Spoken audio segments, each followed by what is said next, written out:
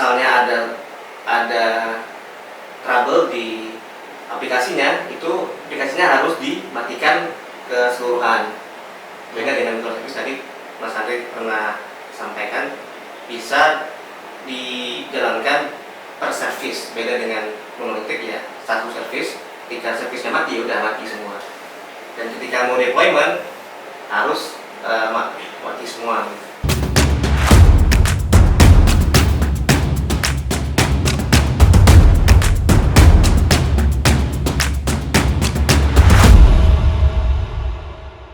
Halo, selamat sore teman-teman.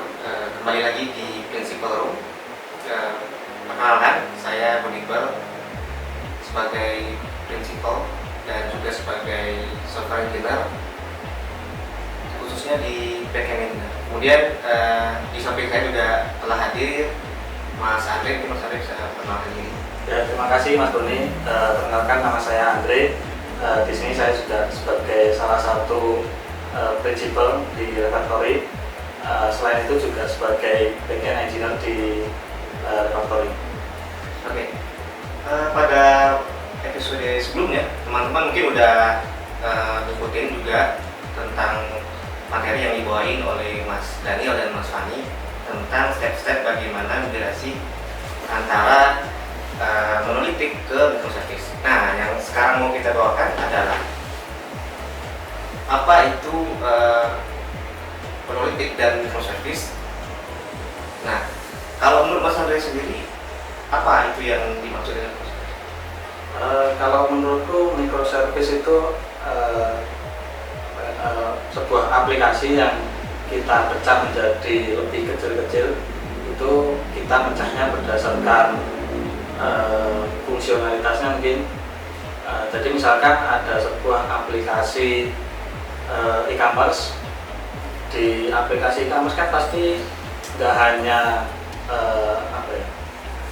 nggak hanya tentang user dan produk yang dijual, tapi ada banyak bisnisnya. Nah, itu bisa kita pecah-pecah menjadi microservice berdasarkan itu tadi fungsionalitasnya. Jadi misalkan kita pecah menjadi fungsionalitas untuk user, terus fungsionalitas untuk produknya, dan sebagainya. Nanti tergantung dari use case yang ada di project tersebut. Nah, kalau microservice itu begitu. Nah, kalau monolitik itu gimana? Oke. Tadi Mas Andre bilang microservice itu merupakan service-service kecil ya, Mas Andre ya? Iya, benar. Nah, kalau di monolitik itu merupakan service yang besar. Jadi di dalam service itu udah dimuat berbagai macam fitur. Jadi semua fitur kayak tadi Mas Andre sebutin, ada fitur produk, terus ada fitur transaksi tadi. Nah, kalau di microservice tadi dipecah, di monolitik ini dibikin menjadi sebuah satu aplikasi besar. Nah, kalau keuntungan sendiri kenapa monolitik? Yang pertama adalah mudah di develop, karena kita tidak perlu mikirin untuk ini harus pecah servisnya, ada servis apa gitu, servis transaksi misalnya, servis user atau servis produk. Kita cukup fokus di satu kode base kita. Yang kedua, keuntungan dari monolitik ialah gampang di deploy. Ya udah, kita selesai kita kerjakan, kita tinggal deploy, dan kita tidak perlu harus mikirkan deploymentnya, karena kalau di microservice yang setahu saya itu deploymentnya cukup lumayan sulit kalau menurut saya. Dan kemudian yang ketiga, keuntungan dari monolitik ialah tidak ribet dalam hal komunikasi, karena tidak perlu ada komunikasi antar service. Jadi lebih gampang juga dan lebih menghindari error-error yang nantinya muncul ketika banyak komunikasi antar service. Ya. Kalau menurut Mas Andre sendiri, kalau microservice itu apa keuntungannya? Ya, kalau keuntungannya ini sih. Biasanya agak berkebalikan dengan yang di monolitik. Jadi kalau di microservice itu keuntungannya yang pertama, maintainability-nya lebih mudah dalam hal kita lebih gampang untuk mengetahui oh ini terjadi isu atau masalahnya itu di bagian mana, dan kita tinggal menyelesaikan isunya itu di service tersebut. Misalkan ternyata yang terjadi masalah itu tentang user, sudah kita hanya perlu menyentuh code base yang tentang user, jadi kita nggak perlu menyentuh code base yang lain. Sedangkan tadi kalau pakai monolitik, ketika ada satu isu itu kita harus menyentuh semua code base, dan bisa jadi code base nya ini udah lumayan kompleks, dan kita harus lebih berhati-hati lagi ketika kita benerin isunya tadi.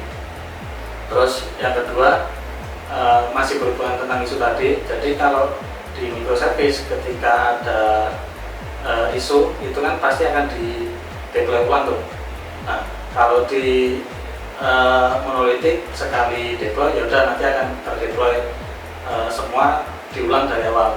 Nah, sedangkan kalau pakai microservice yang perlu kita deploy itu hanya service-service yang emang ingin kita deploy. Jadi kalau misalkan kita ingin mendeploy ulang yang service user misalkan, udah kita tinggal deploy aja yang service user, yang service lainnya udah biarkan seperti itulah, karena kita nggak berubah code base-nya di situ. Bukannya kalau kita microservice itu lebih susah dalam hal nge-develop dan juga dalam hal untuk melakukan testing maksudnya? Karena kan saya juga sering temui ketika kita melakukan testing dan ternyata service yang mau kita hit itu belum atau ada error atau apa gitu, nah kita kesulitan untuk melakukan tes. Nah itu cara mensiasatinya apa ya Mas Andre? Oke, kalau seperti itu berarti untuk testingnya kita harus benar-benar tahu dan paham flow-nya ini seperti apa. Jadi ketika misal kita testing flow pembayaran misalkan. Nah, untuk flow pembayaran kan pasti dia untuk beberapa macam inilah. Nah, itu di microservice juga perlu diperhitungkan juga bagaimana komunikasi antar service-nya tadi. Bukan lebih enak monolitik, jadi semua tinggal satu, kita tinggal running, kita tinggal testing, nggak perlu kita mikirin service lain. Bukan lebih enak gitu kan? Kalau lebih enak atau enggaknya menurutku tergantung persepsi sih ya, karena kan sebenarnya antara monolitik dan microservice ini nggak ada yang mana yang lebih unggul, tapi tergantung kebutuhan kita itu seperti apa. Nah, biasanya kalau di microservice itu memang kebutuhannya aplikasinya itu udah gede banget, dan untuk maintainnya ketika dibuat monolitik akan lebih susah ketika aplikasinya itu udah terlalu besar. Ini kayak seperti aplikasinya udah besar dan orang programmernya juga sudah, developernya juga sudah banyak. Ya benar.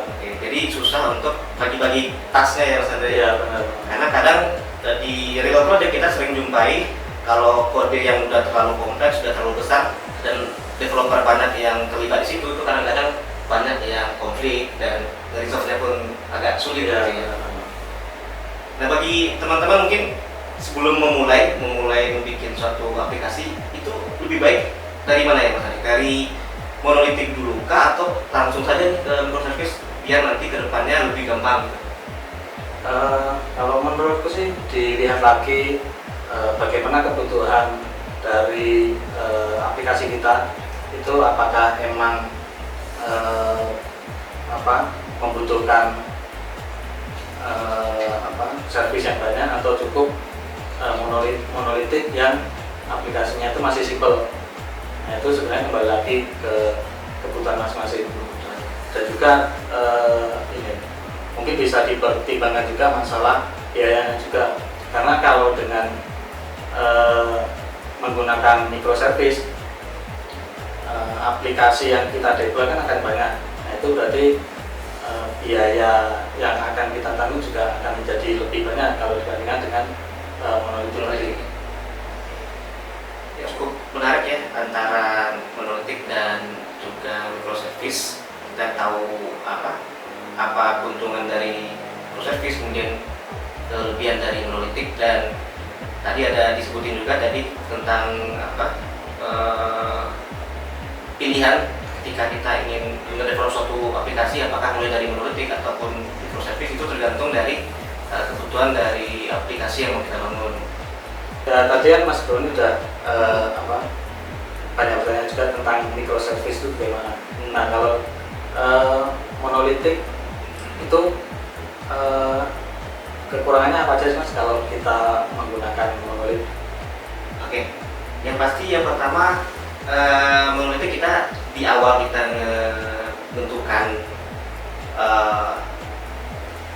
tag yang mau kita pakai seperti bahasa pemrograman dan lain-lain itu harus kita gunakan dari awal sampai akhir. Misalnya kita milih untuk pakai bahasa PHP misalnya, nah kita harus pakai bahasa PHP terus tuh.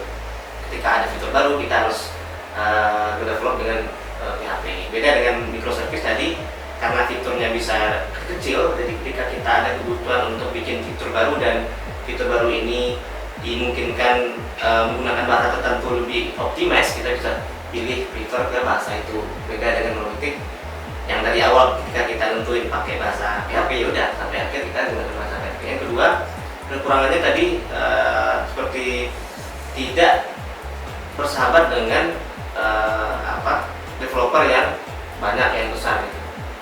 Yang besar karena tadi memang kesulitan ketika akan develop dan fitur dan developnya di satu repo, dan ketika kerja sama-sama tentu ada yang membuat developer ini kadang konflik dan lain-lain. Konflik dan karena di satu repo tadi pasti ada kesalahan, dan ketika membuat kode itu konflik dan itu susah untuk di-resolve. Berarti lebih kurang fleksibel lah ya kalau kita menggunakan monolitik, karena ya code base-nya itu cuma satu. Ya, kemudian di sisi dari ketika kita mau running itu kan karena kodenya besar itu cukup memakan waktu dan lama gitu. Karena tadi kodenya besar. Kemudian dari sisi misalnya ada trouble di aplikasinya, itu aplikasinya harus dimatikan keseluruhan.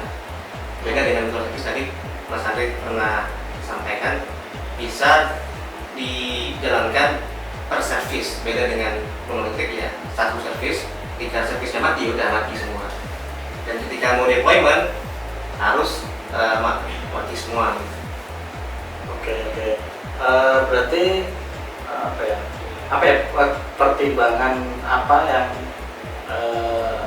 kita itu mungkin aku monolitik dulu deh daripada bikin microservice, itu pertimbangannya apa ya berarti? Kalau dari pertimbangan, yang pasti kita harus tahu dulu skop dari aplikasi yang kita bangun. Dan kalau misalnya kita masih belum tahu ini project atau flow bisnisnya mau sebesar apa, itu sebaiknya kita bikin monolitik dulu. Karena menurut saya terlalu overkill kalau kita langsung menggunakan microservice. Karena tadi di soal biaya tadi udah Mas Ari sampaikan. Kemudian dari sisi development pun agak ribet karena tadi servisnya dipisah-pisah, dan kemudian untuk dari segi kecepatan development lebih bagus menggunakan monolitik dulu. Oke ya, berarti emang dari monolitik sama microservice itu masing-masing punya kelebihan dan kekurangannya masing-masing lah ya. Jadi tinggal bagaimana kita memanfaatkan kedua arsitektur itu antara monolitik sama microservice, mana yang lebih bagus kita implementasikan dulu ya Dewan. Karena ya tadi kita membuat aplikasi itu nggak sekedar oke, kita membuat aplikasi terus jadi ya, karena akan ada banyak hal yang kita perlu pertimbangkan ketika membuat sebuah aplikasi